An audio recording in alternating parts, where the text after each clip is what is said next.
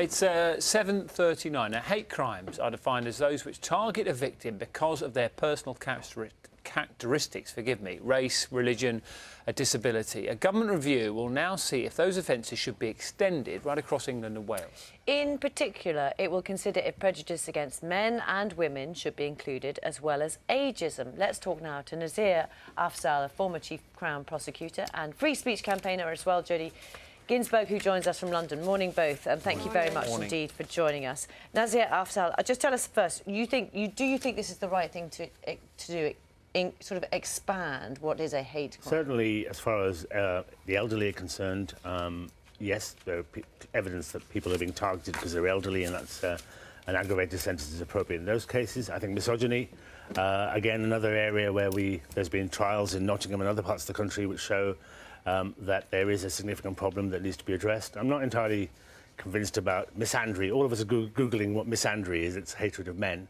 I can think of only one case in recent years, the Joanne Dennehy murder, serial killer, where she targeted men. It's much rarer, but nonetheless, the Law Commission will look at that and see whether or not there is a case to be made for it to be a hate crime in the same way that the others are. Jodie, do you have concerns about the potential extensions into different areas? I do. I think hate speech laws in any case are problematic. I think tackling speech rarely deals with the underlying problems that you're seeking to solve and promote tolerance, and not least because they're extremely subjective.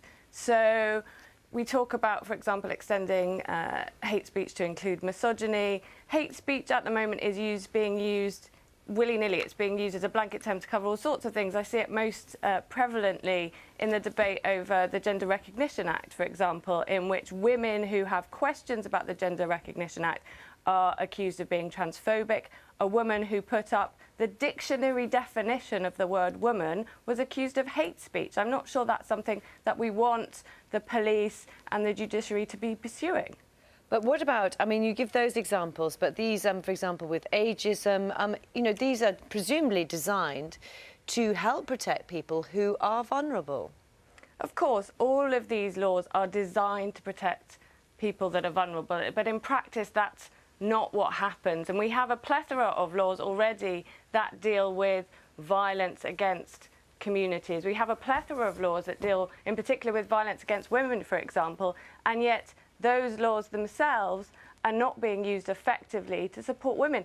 The conviction rate for rape, for example, is woefully low. 1 in 14 cases, I think, came to conviction last year for rape. We should be tackling those crimes against women that's disproportionately targeted against those groups rather than tackling speech. Picking up, Nazir, on some of those particular points there, why are you so convinced, given what Jodie has just said there, that this would actually help the legal process? Well, Jodie's absolutely right about the conviction rate, and the police need to do better on the crimes they already have at their disposal, and that's an issue. We can talk about resources separately. I think the issue around these types of crime is that they often lead to more serious crime.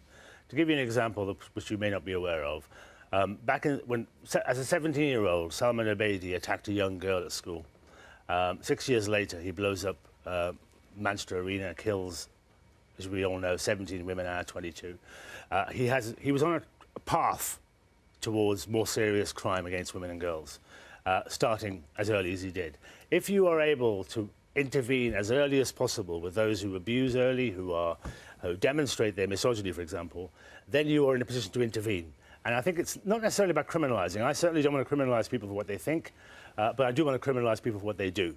And at the same time, we want to give the police sufficient, not just the police, but all authorities, sufficient powers to be able to intervene as early as possible with those people who are on a journey to committing more serious crime. Are there the resources to do that?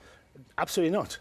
You know, I'm sure you've had this conversation elsewhere. If you've got only 1,000 fewer police officers, etc., you're going to have an issue here. But the other thing to be said, to investigate a serious crime such as murder costs £1 million. But if you invest a little bit more earlier, preventing people from going on that journey, then you're ultimately going to save money. Let me just put that to Jodie then. On that precise point, Jodie, about preventing further crime by if I'm not putting words in your mouth, getting in there early. Yeah.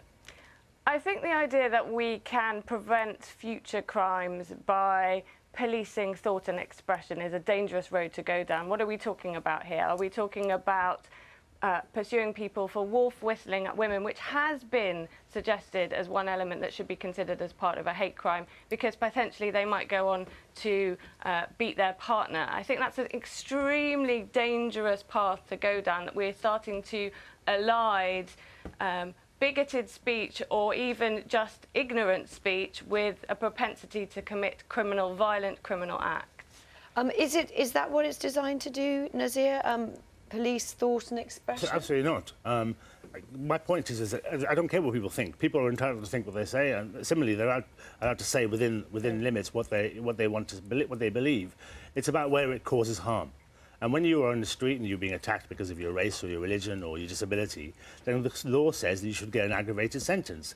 And the same thing should be said about elderly people. I personally believe around misogyny too. And you know, I'm not, as I said, I'm not convinced by Miss Andrew. But the point is, we as a society want to protect the most vulnerable people. And if we don't, and the experience tells us that when we didn't, you had Stephen Lawrence, you had killings of that nature, and you've had many others since, because we didn't intervene as early as possible with those people who are on that journey to commit those serious crimes.